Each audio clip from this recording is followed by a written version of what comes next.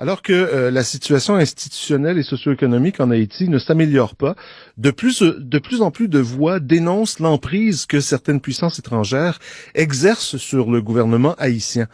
Particulièrement visé le Core Group, un groupe de diplomates étrangers qui tiendrait les rênes des affaires internes, un groupe dont le Canada, les États-Unis et la France font partie. Pour en savoir plus, je joins Frédéric Boiron, sociologue québécois d'origine haïtienne. Monsieur Boiron, bonjour. Bonjour. Certaines voix dénoncent la mainmise de cet organisme, le Core Group, sur les affaires politiques en Haïti. Comment le Core Group a-t-il été formé et dans quel domaine agit-il? En fait, pour comprendre ce qui se passe en Haïti avec ce fameux core group, il faut revenir à un article de Michel Vastel dans l'actualité du 15 mars 2003. Et dans cet article, il parle de l'initiative d'Ottawa sur Haïti.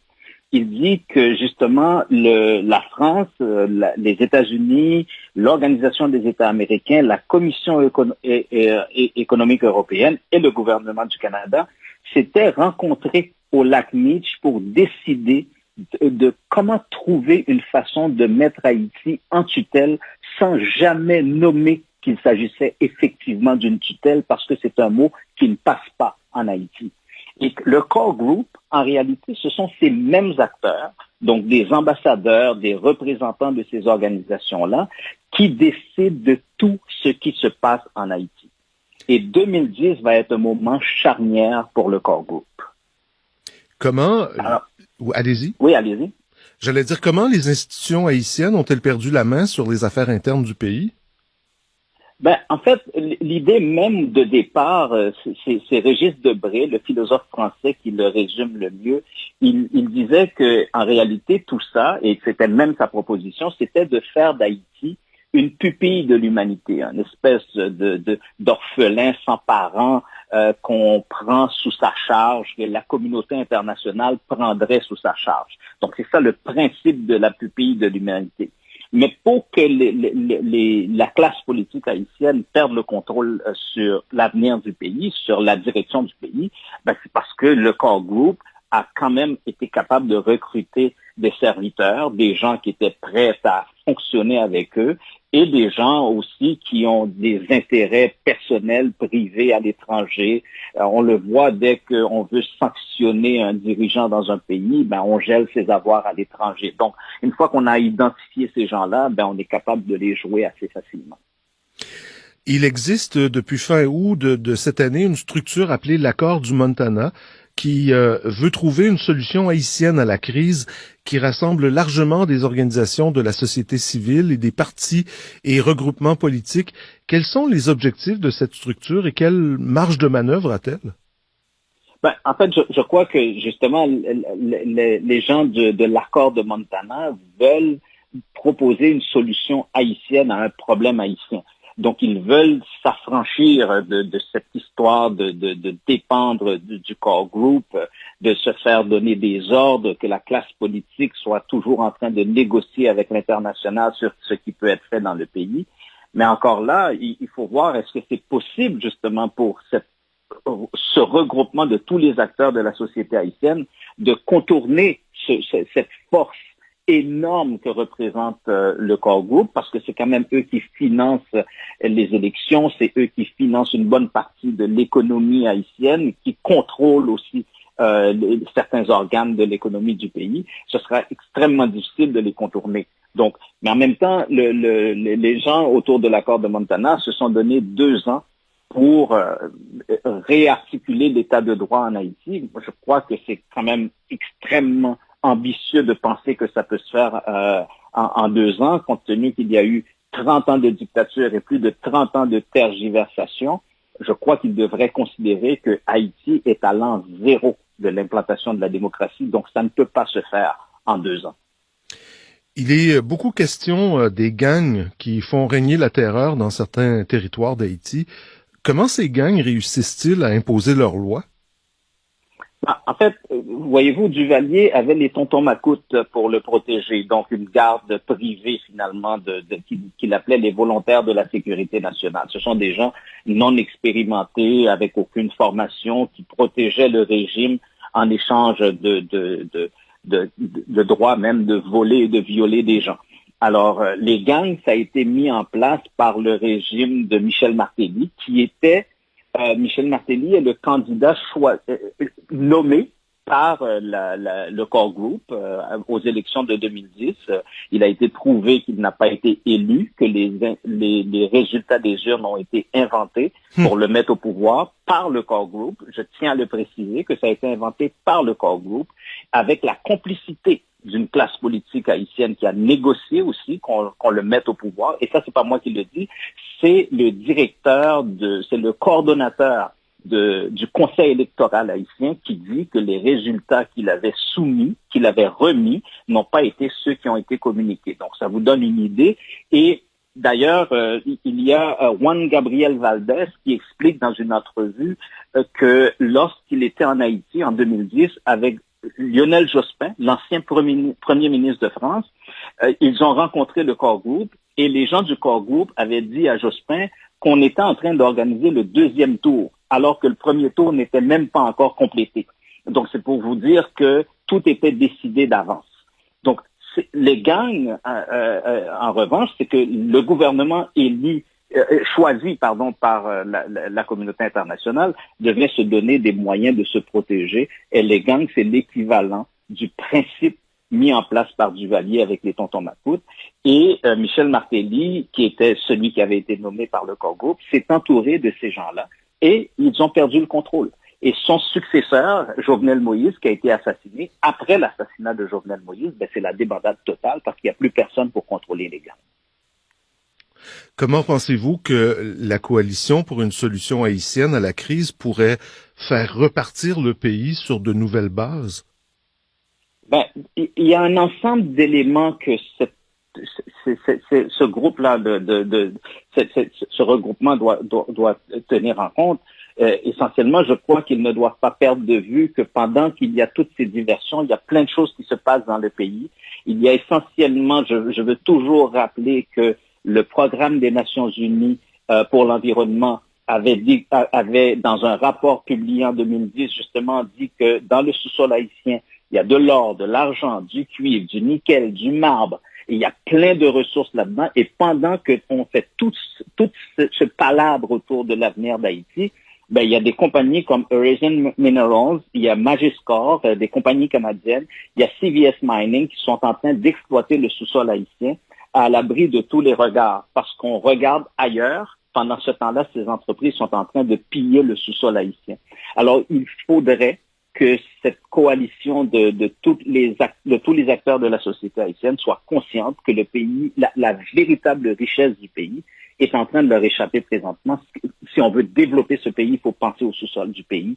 Et actuellement, ce sont des compagnies américaines et canadiennes qui sont en train de s'enrichir.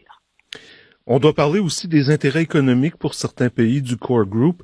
Pourquoi veulent-ils maintenir leur emprise sur Haïti? Justement, je vous parlais de CVS Mining.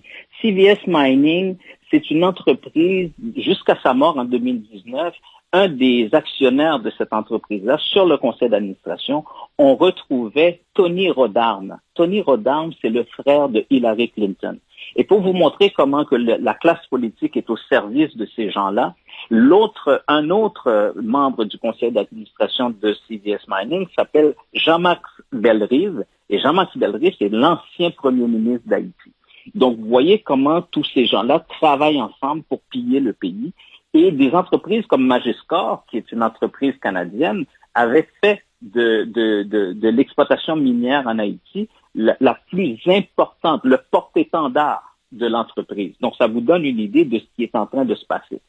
N'oublions pas non plus que les travailleurs haïtiens dans ce qu'on appelle les sweatshops, les ateliers de misère, en 2010, le gouvernement haïtien voulait augmenter le salaire, tenez-vous bien, à 61 sous de l'heure. 61 sous de l'heure. Le gouvernement Obama est intervenu au nom de Haynes, JCPenney et d'autres entreprises de sous-traitance pour exiger et obtenir que le salaire maximum, qu'on pouvait verser serait de 61 sous. de 31 sous au lieu de 61 sous. Alors, ça vous donne une idée de ce qui se joue, une main-d'œuvre à bon marché et un sous-sol à exploiter au maximum. Est-ce que les Haïtiens ont conscience de ce core group et de son emprise sur le pays? Et voyez-vous, quand l'envoyé spécial américain Daniel Foote a dénoncé l'existence du core group, je pense que la communauté internationale, en tout cas ici au Canada, on a réalisé que le Canada faisait partie de ça, mais c'est quelque chose que tout le monde en Haïti est au courant de l'existence de cette affaire-là. Et moi, j'ai eu une rencontre avec l'ancien ministre des Affaires internationales du Canada, Marc Garneau, au mois d'août. Et Marc Garneau avait demandé et exigé que l'actuel premier ministre d'Haïti réalise des élections en décembre 2021. On était, au moment où je participe à cette rencontre avec Marc Garneau, on était à 1 mois après le tremblement de terre du mois de juillet. Donc, ça vous donne une idée, c'est que cette décision d'avoir des élections en Haïti n'était pas une décision haïtienne, c'était pas une décision logique, c'était une décision canadienne, c'était une décision du core group. Heureusement, ça n'a pas lieu, parce que c'est impossible de tenir des élections dans les conditions actuelles, mais ça vous donne quand même une idée de l'importance du poids de ces pays-là sur ce qu'ils considèrent comme une pupille de l'humanité. Est-ce que les Canadiens d'origine haïtienne agissent, interpellent le gouvernement fédéral face à cet état de fait? Eh ben voilà, c'est ce que je vous disais, c'est cette rencontre que j'ai eue avec Marc Garneau. Nous étions une vingtaine de personnes à cette rencontre-là pour essayer justement de faire valoir notre point de vue. On avait à peine terminé la rencontre que Marc Garneau avait envoyé un tweet pour pratiquement dire qu'il nous avait utilisé pour faire semblant qu'il était intéressé à ce qu'on disait, mais il n'avait aucun intérêt à ce qu'on racontait. Les décisions étaient déjà faites à l'avance, les dés étaient déjà pipés, et nous, on voulait leur dire tout simplement, donner une chance au pays, donner une chance aux Haïtiens, ne serait-ce que la possibilité, après plus de 60 ans de tergiversation, donner aux Haïtiens la possibilité au moins de se planter. Mais même ça, on leur donne pas. Monsieur Boiron, merci beaucoup d'avoir pris le temps de discuter avec nous cet après-midi. Le plaisir est partagé. Bonne fin de journée, au revoir. Au revoir aussi. Mon invité, Frédéric Boiron, sociologue québécois d'origine haïtienne. On va poursuivre en chanson, cette fois avec Lila.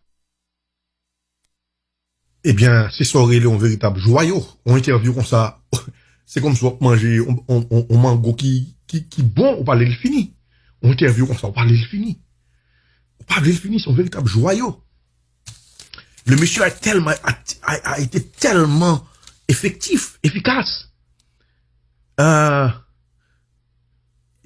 Analogie que le fait entre Tonton Makoutio et Gagno, c'est même bagaille là. Gagno, c'était pour protéger, Tonton Makoutio, c'est pour consolider le pouvoir de Duvalier. Gagno, c'est pour consolider le pouvoir PHTK. Ah, mais c'est tellement bien dit. Et nous sommes à plusieurs reprises mettre en phase sous parole et au pont. Et me dit, quel que soit tort que au pont fait, et moi-même, j'ai respect pour lui. Parce que, nous toujours considérer le fait qu'au pont te met garçon sur lui pour 10 ça le dit, I mean, it's a big gift to us. Son bail nous supposé la gueule figure de temps en temps, c'est pas nous dire, ou pas ça, c'est pas mon deal. C'est au pont même qui dit que c'est résultat, c'est pas résultat CEP, c'est résultat blanc. Monsieur Laguel, monsieur, c'est ça où monsieur Laguel sans filtre. Sans filtre la gueule. Et,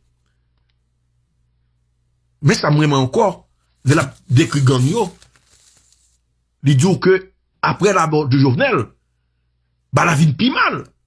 Parce qu'on y a, Gagno, pas de personne pour diriger Gagno. Chef gang nan mouri. Et c'est ça, ouais. C'est grave, c'est tout grave, tout Jovenel. Mais après, Jovenel, c'était comme quoi, la vie enragée, il est intensifié. Monsieur dit non. C'est parce que, justement, qu'on y a de chief is no longer there. No more chiefs, it's all Indians. Yo fait ça ou lè. Et puis, regardez, monsieur Dou, c'est les élections et piller le sous-sol Haïti. C'est projet, monsieur. Et pour faire quoi groupe là, même, il a gueule sans filtre. Monsieur, pour faire d'Haïti la pilule qui te met encore? De l'humanité. C'est, franchement, ma bonne, m'a pour repasser par exemple encore l'autre, c'est tellement bien, Monsieur Laguel, son gros Radio-Canada, je ne dis pas, le peuple canadien, m'a continué une émission de large écoute, je ne suis pas au Canada, m'a connaît, mais si ça sont une émission de large écoute, eh bien, je ne dis pas, et peuple canadien, il casse maintenant, je ne dis pas, monsieur casse maintenant, parce que ça a été direct, clair. I really love this one, man.